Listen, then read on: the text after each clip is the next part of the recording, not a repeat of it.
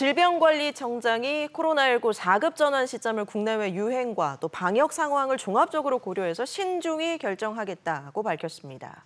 코로나19 감염병 등급을 독감 수준으로 내릴 감염병 관리법이 공포는 됐지만 최근 코로나19 신규 확진자 수가 급격한 증가세를 보이고 있기 때문인데요. 의료계에서는 코로나19 방역 완화를 두고 의견이 엇갈리는 분위기입니다. 관련해서 백순영 카톨릭대 의대 명예교수 모시고 이야기 나눠보는 시간 마련했습니다. 어서 오세요, 교수님. 예, 안녕하세요. 네. 오랜만입니다. 예, 이렇게 코로나 이슈로 다시 뵙게 될 줄이야. 예, 그렇습니다.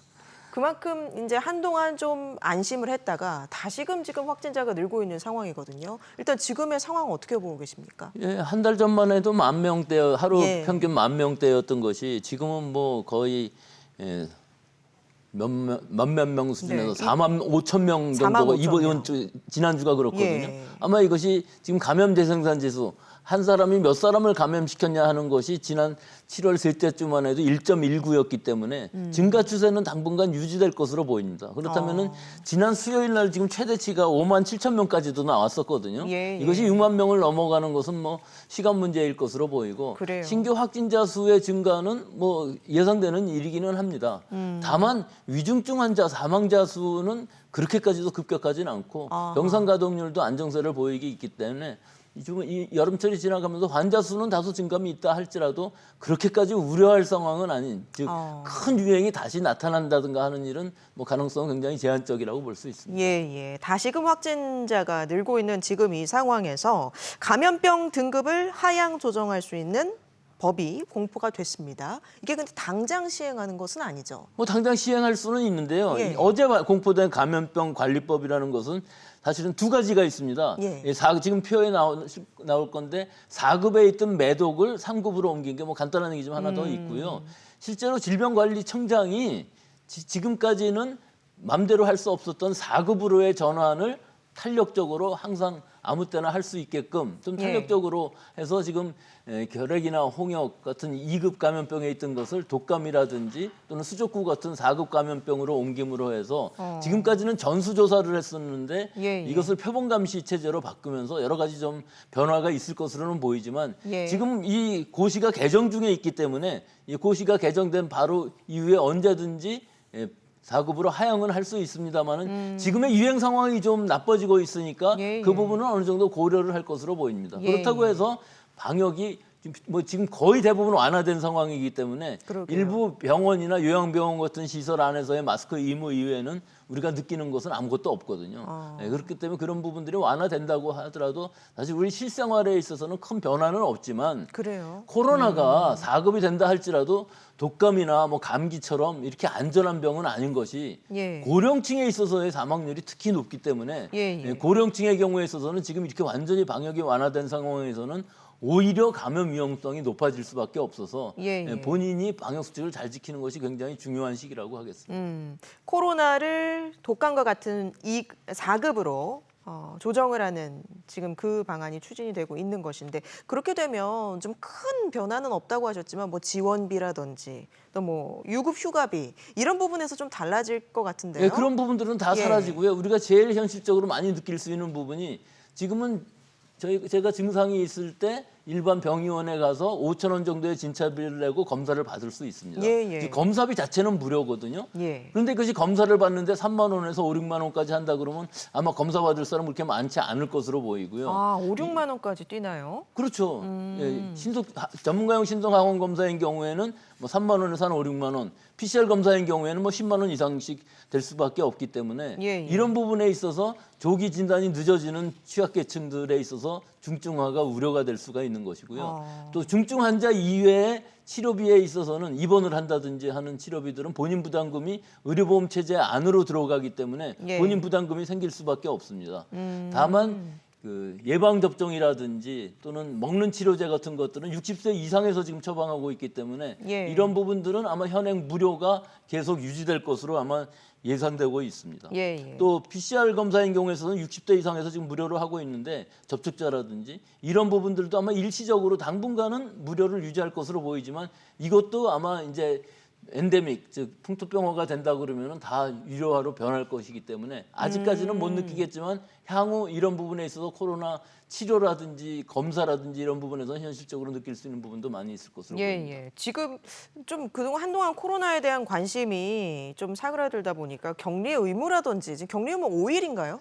지금 격리 의무가 아닙니다. 6월 달부터 네. 7일간의 격리 의무가 있던 것이 5일의 권고로 바뀌어 있습니다. 권고. 그렇기 때문에 본인이 마스크를 쓰고 나가서 어떤 회사에 출근을 한다든지 하는 것들이 가능한 상황이거든요. 예. 그리고 대부분의 사람들이 지금 증상이 있다 할지라도 진단검사를 받지 않는 경향이 높아서 그래요. 현재 나와 있는 이 확진자 수 5만, 6만이라는 것은 사실은 빙산의 일각일 수도 있습니다. 예. 굉장히 많은 환자들이 있을 수도 있지만 아하. 사실은 잡히고 있지는 않은 것이죠. 그렇다면 지금 재유행이라고 좀 붙일 만한 상황이라고 보세요? 글쎄요, 유행은 항상 있는 것이고 예. 이 올해 들어서도 지금 여름철인데도 이 정도 뭐 6만 명 가까운 환자가 나오지 않습니까? 이것이 이제 가을, 겨울로 가면서 더 큰 유행이 있을 수도 있습니다. 그렇지만 이것이 재유행이라고 얘기하기가 굉장히 어려운 이유가 예. 유행이 있으면 또 국민들의 면역도도 있거든요. 우리 국민들 3천만 명 이상이 자연 감염되었고 예방 접종을 다 받았고 고령층의 경우는 추가 접종까지도 받은 상황이기 때문에 예. 실제로 증상에 있어서는 위중증 환자, 사망 환자 수는 상당히 안정적으로 되고 있어서 예. 유행이 규모가 커진다 할지라도 제일 중요한 방역 지표는 입원 환자, 위중증 환자, 사망자 수를 어떻게 잘 관리하는 것이거든요. 그럼 여기서 제일 중요한 것이 예. 우리가 고령층에서의 먹는 치료제가 있기 때문에 가능한 한 증상이 있는 환자들은 특히 고령층 면역 약화 환자들, 기저질환 환자들은 빨리 코로나 진단을 받고 먹는 치료제를 처방을 받아서 증상을 완화시킴으로 해서 치명률을 낮출 수가 있기 때문에 지금 현재 한 40% 정도 처방률이 되고 있는데 이것보다 좀 더 높이는 것이 피해를 최소화하는 데 있어서는 제일 중요한 방법이라고 할 수 있습니다. 예. 그동안 여러 변이가 지나갔는데 요즘 유행하는 건 XBB 계열이라고 하더라고요. 이게 좀 기존 것과 좀 많이 다른가요? 특별히 조심해야 될 부분이 어떤 걸까요? 글쎄요. 결국은 다 오미크론 계열이기는 하지만 우리가 얼마 전까지만 해도 BA1, 뭐 BA4, 예. 5 이런 데 이가 백신을 맞지 않았습니까? 그 얘기는 그 시절에는 몇 달 전입니다. 불과. BA라는 변이주가 유행을 하고 있었는데 비해서 지금은 뭐 XBB 1.5 계열들이 95% 이상 지배종이라고 할 수가 있는데요. 우세종이기 때문에 이것이 면역 회피력이 굉장히 높아져서 유행을 하게 된 것이고 전파력 또한 높습니다. 예. 다만 이 변이주가 독성이 더 강하다는 증거는 없는데요. 이거는 뭐 숙주하고 병원균하고의 관계입니다. 독성이 아무리 강해졌다고 그래도 우리 사람들의 면역력이 강하다 그러면은 사실은 증상은 약할 수밖에 없는 것이거든요. 예. 지금 많은 사람들이 감염은 되고 있기는 하지만 예. 실제 위중증 환율이나 또는 사망률은 그거에 비해서는 상당히 안정적이다 이렇게 얘기할 수 있는 이유가 이 서로의 상호관계가 점점 우리 국민들의 면역력은 떨어져 가겠지만 예. 그렇다고 그래서 이 바이러스 감염에 의해서 치명률이 더 높아지는 추세는 분명히 아니고 더 낮아지는 추세다. 지금 7월 셋째 주에 보면은 치명률이 0.03% 정도 되거든요. 예. 이것은 독감에 비해서 뭐 거의 같거나 약간 낮다고도 볼 수 있는 정도의 치명률이기 때문에 예. 이것이 뭐 위험하다고까지는 할 수가 없지만 고령층에 있어서는 80대인 경우에 있어서는 2%에 가까운 치명률을 나타내기 때문에 굉장히 주의하셔야 되죠. 예. 지금 휴가철이지 않습니까? 그래서 이동도 많고 그래서 좀 더 확산이 되는 거 아닌가 싶기도 한데 지금의 이제 정점을 찍고 또 언제쯤 다시 좀 잠잠해질 걸로 보세요? 글쎄요. 지금으로 봐서는 뭐 정점이라는 것이 거의 의미가 없어 보이는데요. 예. 뭐 6만 명, 7만 명 이상 숫자로는 올라가겠죠. 하지만 이게 2급에서 4급으로 변하게 되면서 전수조사가 없어지기 때문에 그 하루하루의 통계도 우리는 알 수 없는 상황이 될 수밖에 없습니다. 그리고 또 이렇게 전수검사를 해서 발표를 하는 나라도 우리나라가 좀 유일할 정도로 전 세계적으로 어느 정도인지는 확실하게 알 수는 없는데 예. 최근에 미국의 보도들을 보면 미국에서도 실내에서의 너무 덥기 때문에 실내에서의 밀폐된 환경에서 에어컨 환경에서 감염이 굉장히 많이 늘어나고 있다는 보도들이 많이 나오고 있거든요. 예. 우리나라도 비슷한 것 같습니다.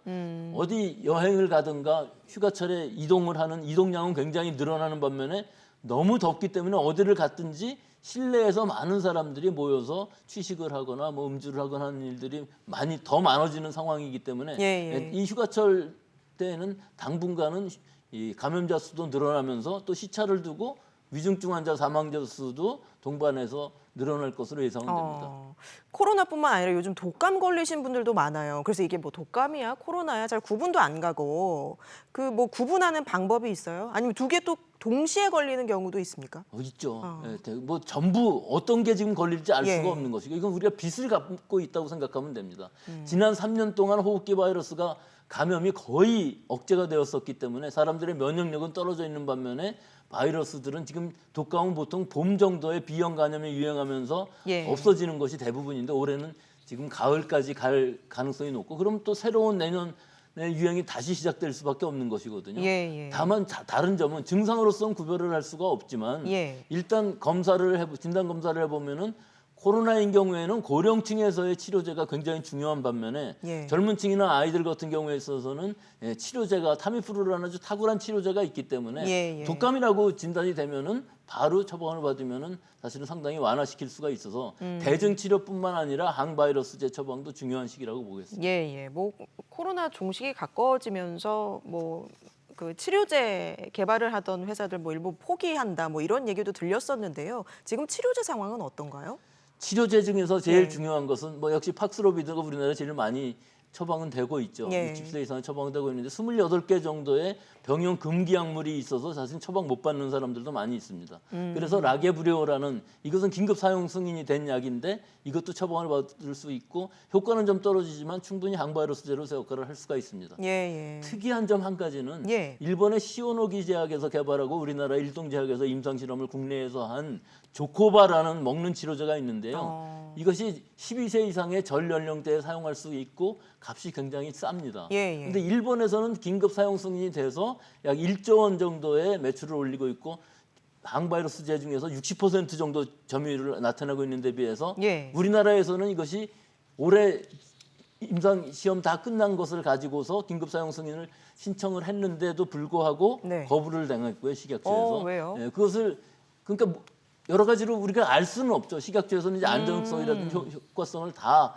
봐야 되기 때문에. 그래서 지금은 오히려 정식 품목 허가를 내놓고 있는 상황인데도 불구하고 예. 6개월 이상이 지났는데도 아직까지도 결론이 나고 있지 않은 상황이거든요. 예. 그래서 이 부분에 있어서 일본에서는 굉장히 큰 치료 효과를 할 때 젊은 사람들한테 쓸 수 있는 약으로서 예. 각광을 받고 있는데 비해서 국내에서 개발된 약은 아직까지 허가된 긴급 사용 승인이 된 적이 없다 그런 그래요. 것이고요. 예. 현대바이오라는 데서 제프티라는 약과 샤페론의 누세핀이라는 약이 실제로 이것도 긴급 사용 승인을 신청을 한 상황인데 예. 이 부분에 있어서 결론도 아직 안 나고 있는 상황이어서 좀 어느 한 가지는 좀 효과 또는 안전성 네. 것들이 담보가 된다고 그러면은 긴급 사용 승인 정도는 내줄 수 있지 않을까 하는 단계에 와 있는 것은 사실입니다. 예. 팍스로비드 같은 경우는 내년에는 개인 부담으로 전환이 되는 거 맞나요? 글쎄요, 그 부분은 예. 확실치가 않은 것이에요. 이게 굉장히 고가의 약물입니다. 예, 실제로 예. 우리가 얼마에 사왔는지는 잘 알 수가 없지만요.